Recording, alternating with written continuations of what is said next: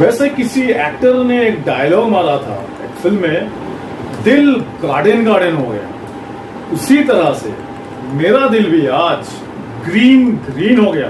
देखिए शर्ट भी ग्रीन। कुछ समझ में आया आपको कहाँ पे हूं मैं? वेल और एक चीज दिखाता हूं आपको। ये टाइम आप लोग को देख के कुछ याद आ रहा है? Well you got it right, we are at Go Green Hobby. Friends, Go Green Hobby जिसका ओनर है the famous and renowned aquascaper mister Shonko Das. तो वो जो आप लोग को प्रेजेंट किए थे एक बेहतरीन एक video, that is the A to Z of Plantation Tank. We are back with mister Shonko Das, पर उनका और एक इंट्रोडक्शन देना बाकी है।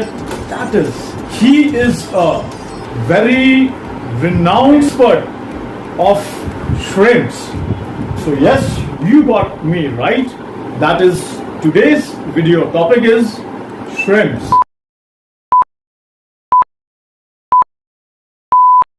What exactly is a shrimp? Actually वो होता क्या है? देखिए, श्रिम्प है एक्वेरियम हॉबी का एक इंसेक्ट बोल सकते हैं, ठीक है। वो एक क्रस्टेशियंस के अंदर आता है, इंसेक्ट में होता है, और ये नॉर्मली ग्रेजिंग करता है, नॉर्मली स्कैवेंजर्स होता है श्रिम्प। और ये कैसे बोलिए कि उसका एक्चुअली ओरिजिन और नेचुरल हैबिटेट एक्चुअली फिर क्या है? नेचुरल हैबिटेट आप बोल सकते हैं क्या, शैलो रिवर्स, जितना फ्लो थोड़ा सा कम है, डेंस होगा प्लांटेशन का रूटिंग स्ट्रक्चर एंड ऑल, उसके अंदर अंदर छुपा रहता है ये श्रिम्प। और उसका पानी थोड़ा सा स्लाइटली एसिडिक होता है, तो श्रिम्प के लिए बहुत अच्छा है, सॉफ्ट वाटर। और कोई स्पेसिफिक कोई कंट्री से उसका ओरिजिन हो, ऐसा कोई डेटा हम लोग के पास ऐसा कुछ? सब कंट्रीज में ही होता है प्रॉपरली। हम लोग के इधर भी वेस्ट बंगाल में उसमें भी श्रिम्प होता है, तो उसका नाम है बाबोल्टी, कैरेडिना बाबोल्टी होता है वो, यही। और क्या श्रिम्प्स क्या बेसिकली ये लाइक अभी इंडिया में भी ये अभी ब्रीडिंग हो रहा है, मतलब टैंक ब्रीड अभी हो रहा है? एकदम। अच्छा, टैंक ब्रीड सब टाइप का ही श्रिम्प हो रहा है अभी। श्रिम्प्स मेरे ख्याल से कुछ इंपोर्ट भी होता है? Of course. ओके, और लोकल भी मिलता है, राइट? लोकल भी। तो ये ज़रा फिर बोलिएगा ना कि एज टू जो नया हार्वेस्ट होता है वो कैसे कुछ फिजिकली क्या ट्रेट्स देख के, कैरेक्टरिस्टिक्स देख के कैसे पता उनको चलेगा कि कौन सा श्रिम्प एक्चुअली वो लोकल श्रिम्प है और कौन सा इम्पोर्टेड है? देखिए, वैसे तो पता नहीं चलता है, मगर इम्पोर्टेड श्रिम्प मैं जितना देखा हो, थोड़ा सा कलरेशन, वाइब्रेंस और साइज मैटर करता है। तो इम्पोर्टेड श्रिम्प जैसे फायर एग्जांपल ले लेता हूँ, उसका कलरेशन थोड़ा सा डीप होता है, ठीक है। अभी लोकली जो ब्रीड होता है वो चेरी में चला जाता है, क्योंकि एक कलिंग का प्रोसेस है, वो बाद में मैं बोलूँगा। कलिंग का प्रोसेस जो आता है, नहीं करेंगे तो श्रिम्प का जो स्ट्रेन होता है वो ख़राब हो जाता है ऑटोमेटिकली।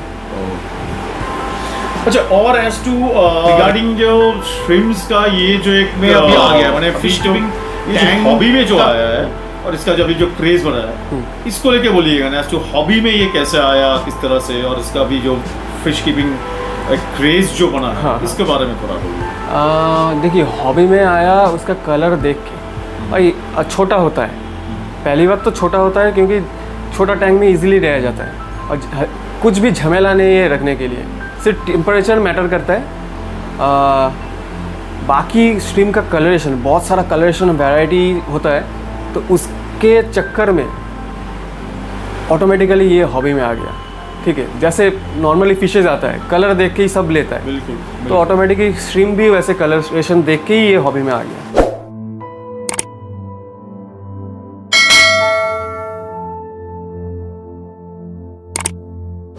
अच्छा, तो इसका तो बहुत सारा लाइक स्पीशीज, वैराइटीज काफी सारे होंगे, तो इसका बेसिकली फ्रेश वाटर में ऑब्वियसली इसका कितना वैराइटीज कितना तरह का होगा? देखिए, वैराइटीज नहीं, स्पीसीज।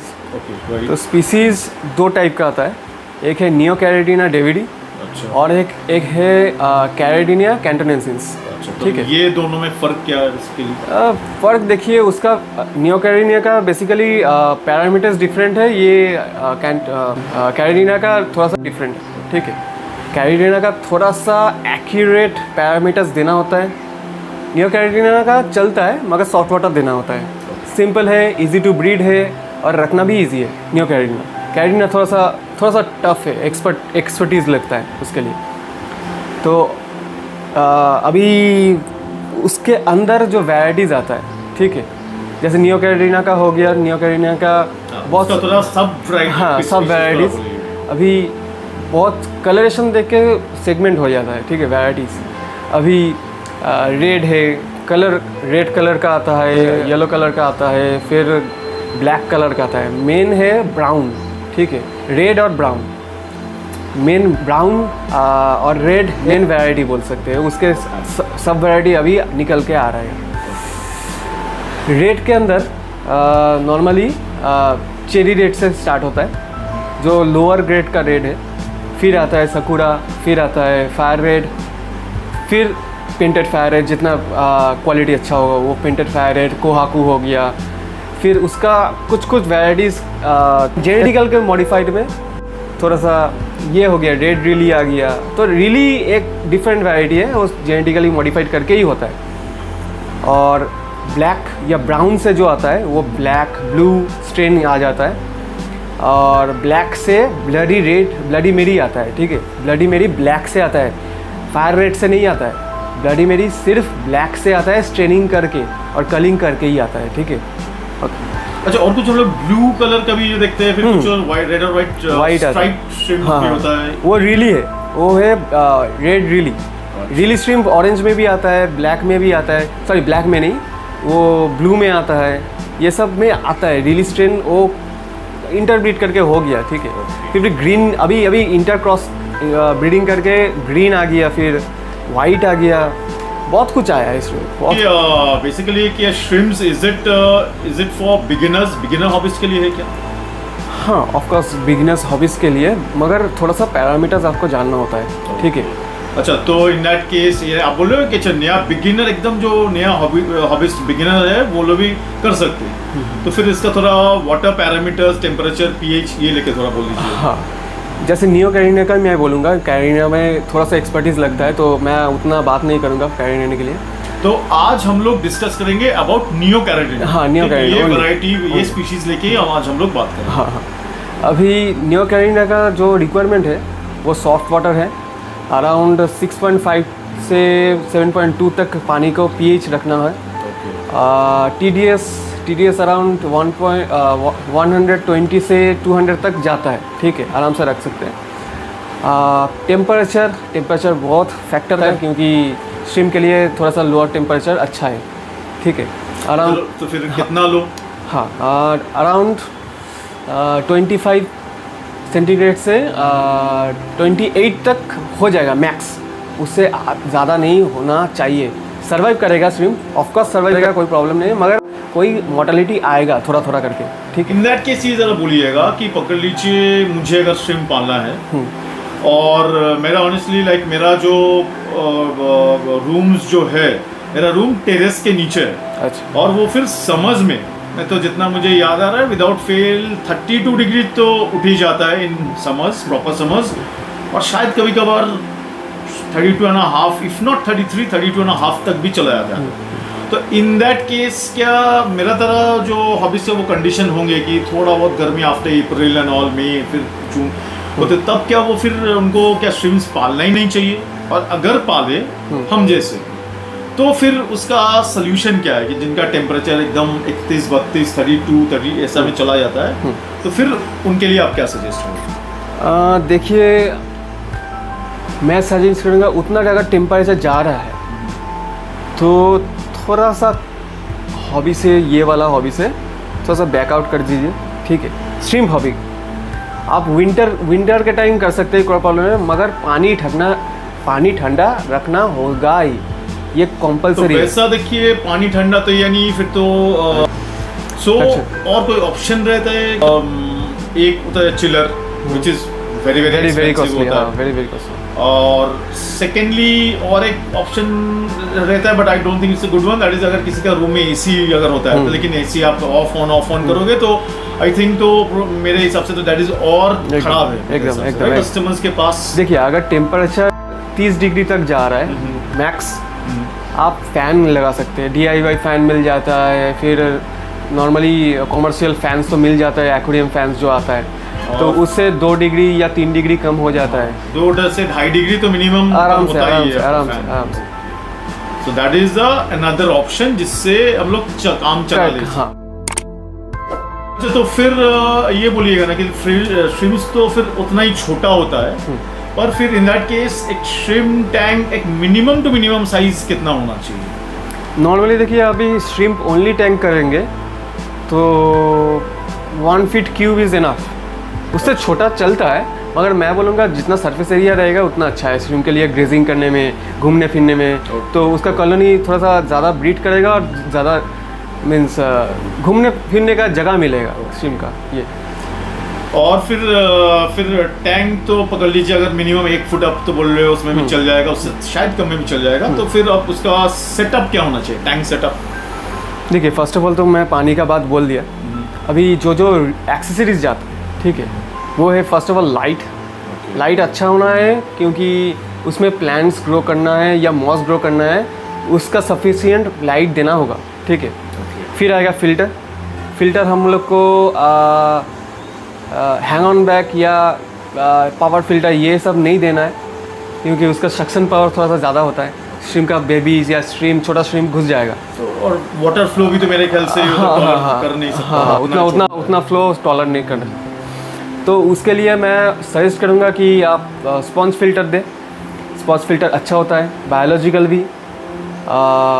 फिर आता है आपका सबस्ट्रेट आप देखिए जितना एक्टिव सबस्ट्रेट देंगे उतना अच्छा है, क्योंकि देखिए सॉइल एक एक्टिव सबस्ट्रेट का मीडियम है ठीक है, तो सॉइल क्या करता है, पानी का जो pH होता है वो बफर करता है ठीक है, बैलेंस रखता है, ये हो गया। फिर सॉइल में बैक्टीरिया क्रिएट होता है, बेनिफिशियल बैक्टीरिया जो होता है वो सॉइल में होता है। और एक है आपको हाउसिंग मीडिया देना होता है, क्योंकि जितना श्रिम्प हाइड कर सकता है उसमें क्या होता है, श्रिम्प का पॉपुलेशन थोड़ा सा बढ़ता है ठीक है, जितना हाइडिंग स्पेस देंगे उतना पॉपुलेशन बढ़ेगा। फिर आएगा आपका एड ऑन जो होता है, वो है मॉस इज़ वेरी इंपॉर्टेंट। क्यों है मॉस? देखिए एक फिल्टर मीडियम ही होता है, कोई नहीं जानता है, मगर मॉस बहुत जल्दी पानी को फिल्टर करता है ठीक है।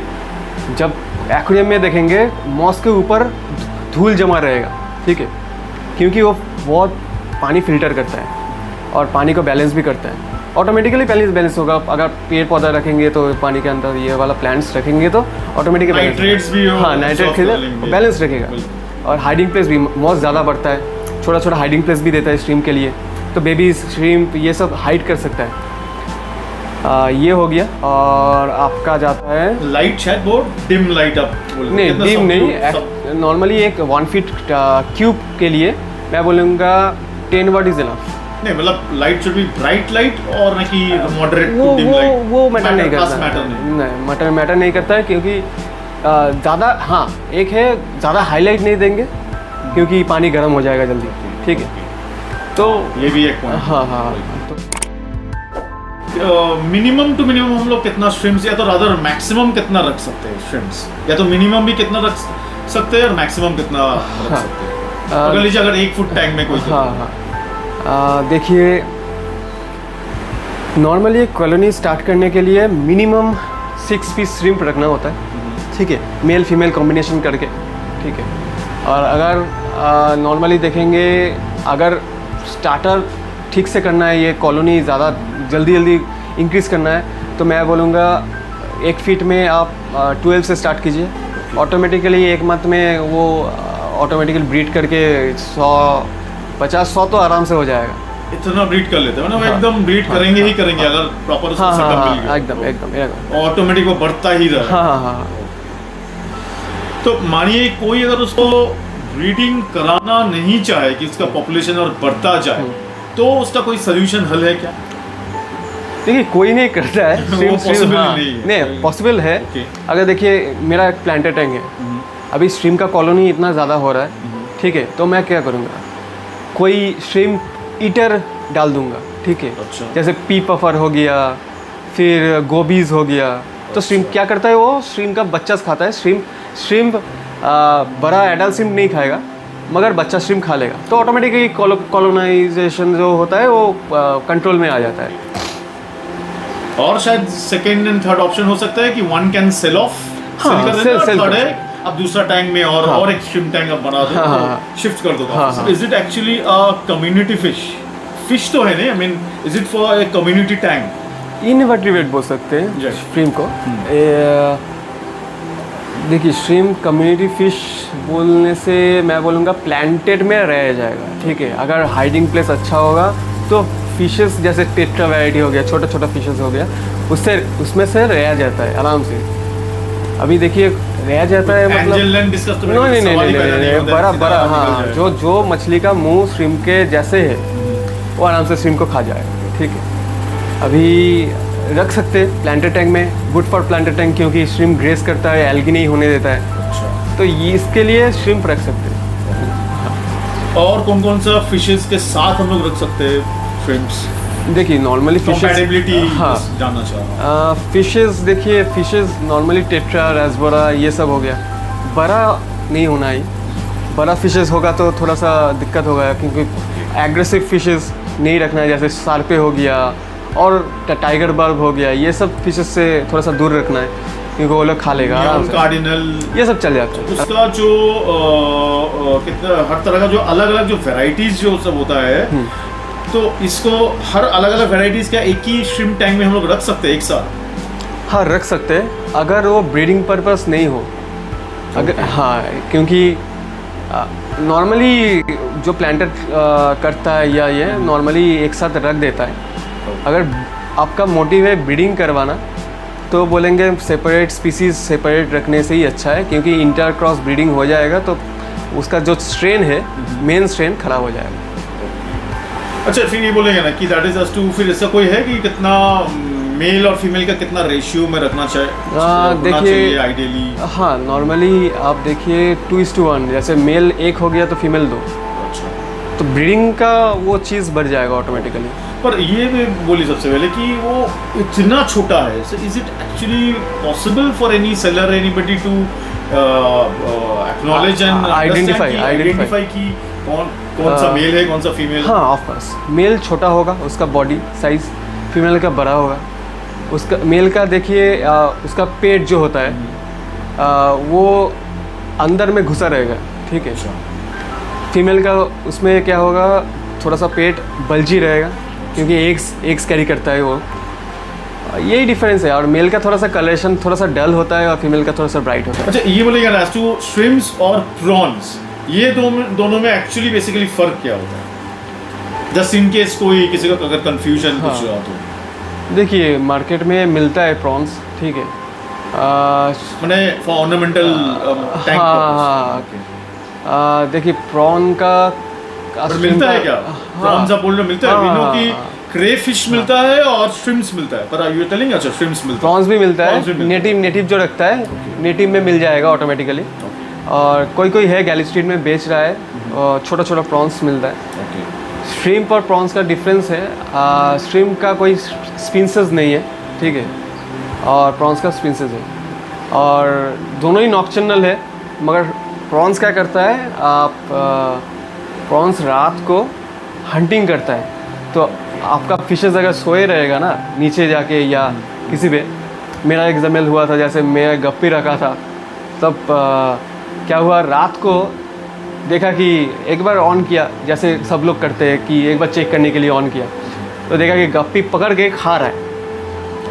तो प्रॉन्स और श्रिम्प्स बहुत सेफ है रखना, ठीक है। वो ओनली एल्गी खाता है, वेजिटेशन का जो एल्गी होता है या स्कैवेंजिंग करता है वो छोटा मोटा, मगर उसका स्पिंसेस नहीं होता है, वो हंटिंग नहीं करेगा कभी, ठीक है। ये डिफरेंस है।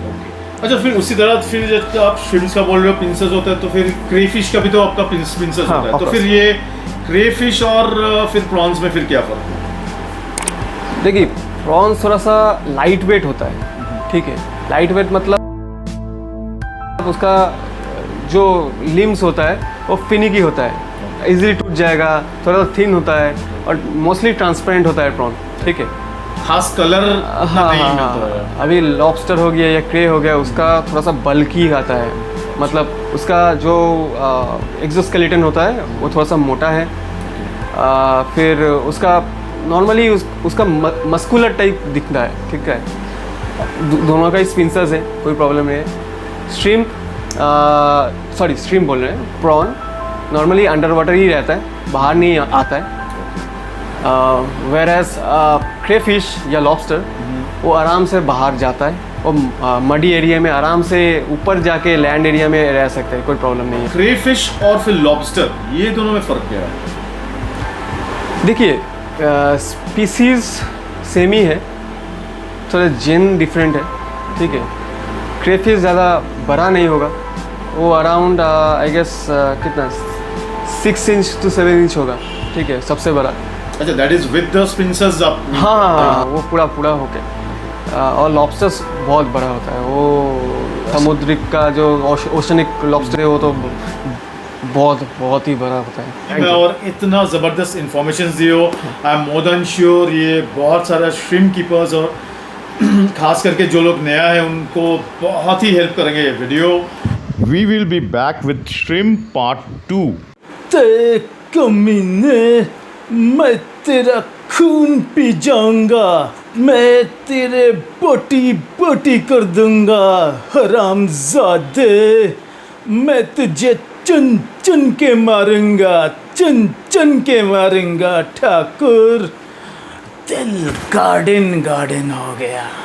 मेरा चैनल ऑनीज एक्वा को सब्सक्राइब करके मुझे सपोर्ट और इनकरेज करते रहिएगा, ताकि आइंदा भी मैं इस कदर का यूज़फुल और इंफॉर्मेटिव वीडियोस आप लोग के लिए बना पाऊँ।